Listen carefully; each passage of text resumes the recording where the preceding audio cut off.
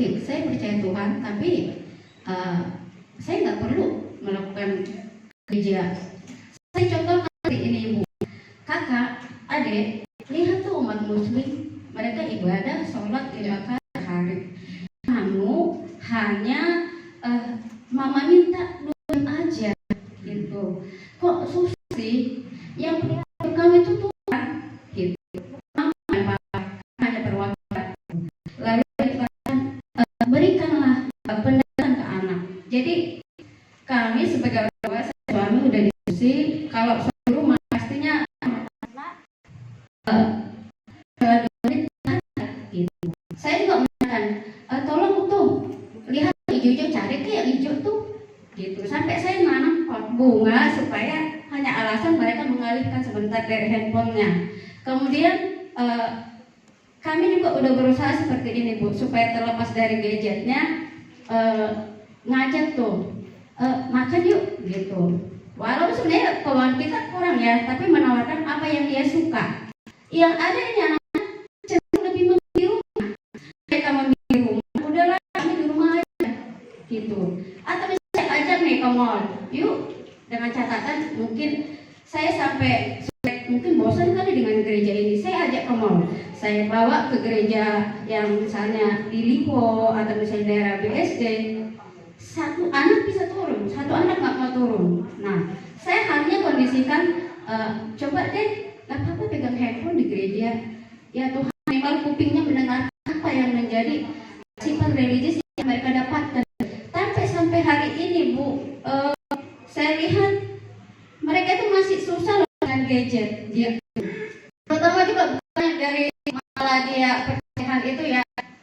Apa yang begitu sekarang mengganggu PR dari sekolah.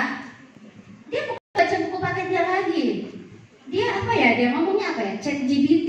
Nah, ChatGPT, yes. Mereka hanya menggunakan itu. Mau rumus apapun, mau rumus matematika, mau pelajaran apapun, mereka hanya dapatkan di situ, lalu ditulis. Padahal ya Bu ya, tapi kewalahan dengan itu. Enggak mama, pokoknya lebih mudah di sini gitu. Kadang-kadang saya punya waktu, oke, setelah dilihat jawabannya itu saya polis jawabannya. Tapi saya tidak selalu punya waktu seperti Ibu katakan. Utamanya kan di sini pendampingan ya Bu ya. Kita ibu-ibu rumah tangga, plus bekerja, mungkin juga suami juga plus bekerja. Itulah susahnya kita untuk mendampingi anak. Mungkin saat di depan mata kita bisa dampingi, tapi ketika kita bekerja, mereka akan lost control. Gitu jadinya Bu. Nah, yang saya ingin tanyakan tadi solusi-solusi yang paling belakang di slide itu kita udah coba lakukan. Tetapi dampaknya belum. Iya, jadi itulah pergumulan yang saya rasakan sebagai orang tua. Nah, apa yang harus kami lakukan para orang tua ini? Udah kami dampingi, udah coba kami ngobrol, udah coba kami lakukan. Saya itu sama suami sampai, ayo ke stadion yuk, apa yang kamu suka? Mau beli raket nggak? Mau beli bola nggak? Semua udah kami lakukan. Bahkan yang belum umurnya, yuk belajar naik motor yuk. Artinya supaya mengalihkan mereka dari gadgetnya, tapi sampai sekarang hasilnya belum terlihat. Ya, terima kasih. Terima kasih Ibu. Terasa banget ya kegundahan, keperihan dari Ibu ini. Mungkin sebagian juga kita alamin. Ibu, memang kita tahu bahwa gadget ini sebagai alat dan isi dari gadget ini sebetulnya yang menarik banget. Dan isi dari gadget ini adalah bisnis. Mereka melakukan makin lama makin canggih karena semakin banyak diakses, semakin duit mereka banyak. Jadi yang kita lawan adalah itu. Berarti kita memang harus lawan kuat lagi. Ibu tadi bilang semua yang disarankan udah dilakukan, bagus, jangan berhenti. Kalau kita menanam satu benih, maka benih itu akan dulu seminggu, sebulan belum nongol, tapi dia mengeluarkan akar. Itulah Tuhan. Kita dia terus menguatkan akarnya. Jadi tetap itu paling berbahaya juga menurut saya agnostik tadi. Memang anak kita itu bukan pendengar yang baik. Kita mau suruh kayak apa juga dia pasti bisa menjawab. Anak kita adalah peniru yang baik. Jadi bagaimana kita terus mengajak tanpa memaksa, tapi tunjukin bagaimana kita tetap ke gereja aktif dengan sukacita.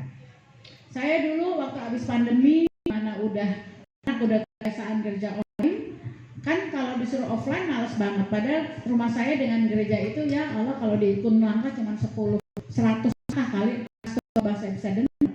Nah, gimana caranya? Karena saya tahu anak suka makan, saya bilang ke nanti gereja jajan aku banget tuh yang suka misalnya. Jadi motivasinya sebetulnya bukan gerejanya, tapi itu misalnya kayak gini ya. Nah itu kita cari aja apa yang kira-kira bisa tapi memang ibu mesti sabar, dan yang paling penting mesti berdoa, minta Tuhan yang menggerakkan hatinya. Karena akhirnya kita berusaha dengan sungguh pasti ada jawaban. Dan sampai titik tertentu Tuhan memang itu urusanku, bukan urusanmu. Nah kalau pada saat itu terjadi, jadi ibu hanya bisa terus menerus berdoa dan tetap memberikan kasih sayang. Jangan pernah memarahi, bahkan memukul gara-gara sesuatu yang kita tidak suka. Gitu ya Bu ya. Jadi pertama untuk agnostik, ibu itu harus minta pertolongan Tuhan. Karena banyak saya itu udah mewabah sekarang ini. Dan untuk yang di gadget, yang lawan kita adalah pembuat konten di gadget. Mereka urusannya bisnis. Jadi kita harus memastikan hal-hal yang juga bisa menarik perhatian anak kita. Itu menjadi penting. Waktu adalah sumber daya yang kita punya. Jadi memang sebisa mungkin kita tetap harus terhubung sama kita dengan waktu kita yang sedikit ini. Gitu ya Bu ya. Nanti kalau Ibu masih pengen jawaban lebih lanjut, Ibu bisa tanya Bu Heti, nomor handphone saya kita bisa ngobrol. Ya, oke. Yes, Bapak. Ya.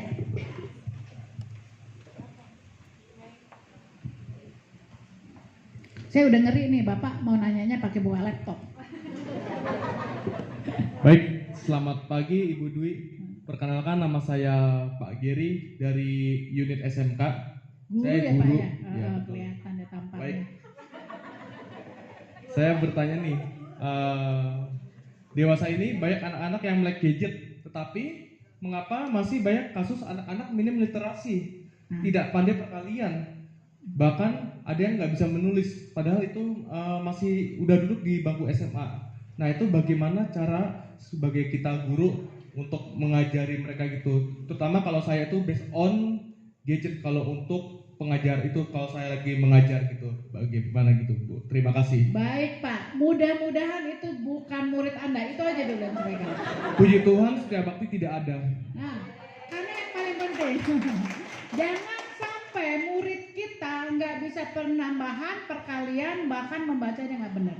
Itu aja dulu yang penting. Jadi selamatkan dulu kita. Dan murid lain serahkan kepada yang memang memegang. Kok gimana lagi? Artinya gini loh, jangan usah mikirin orang yang kita nggak bisa ikut campur gitu loh. Tapi mungkin kalau Anda punya waktu, buatlah konten-konten yang memudahkan anak untuk memahami perkalian, membaca dan sebagainya, dan konten yang menarik. Berarti yang Anda buat bisa disebar ke seluruh dunia. Misalnya seperti itu yang bisa dilakukan ya. Betul. Yo pastikan Pak, jangan sampai di sini. Ini saya tadi udah beli loh Pak, itu SMK sabun, cuci piring, sabun. Kita harus mendukung itu. Anak pasti kan seneng lah. Ya, harga ya sorry maaf bukannya cuman ya, tapi harga 10.000 itu kan menurut saya ya yang biasanya saya kemudian beli cendol, dia nggak beli cendol gara-gara beli itu. Tapi bagaimana anak kemudian merasa? Itu yang harus kita dukung sebetulnya. Jadi Pak, bagaimana? Karena mereka kurang berminat untuk belajar matematika dan tidak berminat untuk membaca tadi ya katanya. Membaca bisa dong, atau dia memang tidak terbiasa, dia kebanyakan cuma nonton, dengerin nonton, jadi dia nggak bisa nulis mungkin, I don't know. Kalau untuk SMA.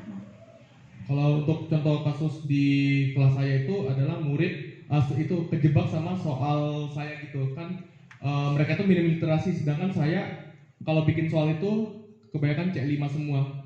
Soal cerita. Iya betul. Ya. Reading comprehension itu dari dulu jadi masalah. sebetulnya. Reading comprehension.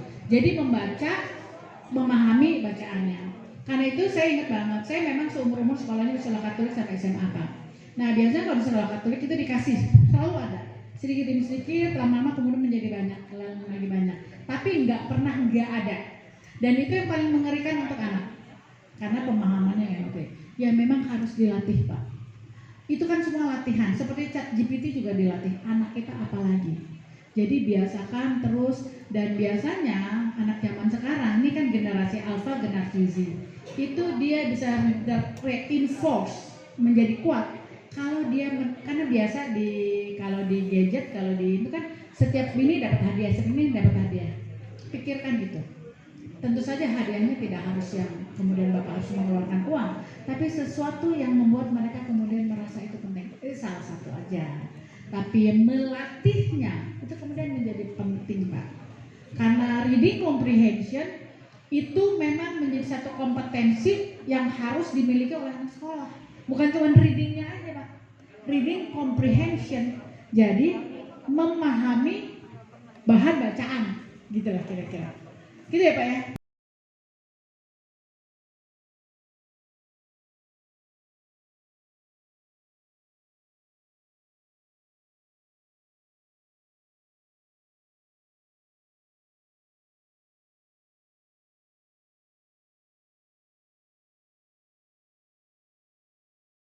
Sama sekali gadget dari anak kita, karena itu mustahil, itu dunianya. Penghuni dunia saat ini ada kelompok Z, Gen Z dan Gen Alpha, itu penduduk asli. Kita itu pendatang, ya. Kecuali kalau kita yang Z juga ya lumayan lah ya. Tapi kalau kita yang Y, apalagi X, saya itu pendatang, udah. Jadi harus tahu diri, gitu yang pendatang. Nah berarti kita bisa memahami bahasa mereka, bahasa itu artinya apa yang kemudian menjadi pemikiran mereka. Bahasanya itu artinya yang mereka mudah pahami. Dan kita pun harus paham gadget. Ini yang terakhir ya itu. Teknologi itu kita harus pelajari. Seperti tadi yang saya bilang, dari mana aja kita bisa lihat e-books. Jadi anak boleh pakai gadget, cuman yang dibaca buku-buku itu. Gitu. Jadi kita manfaatkan gadget untuk kepentingan dan kebahagiaan serta kesejahteraan anak kita, karena mungkin kita pergi duluan daripada mereka. Pada saat itu terjadi, kita pastikan bahwa anak-anak kita sudah mampu mengurus dirinya sendiri dengan bijaksana. Terima kasih.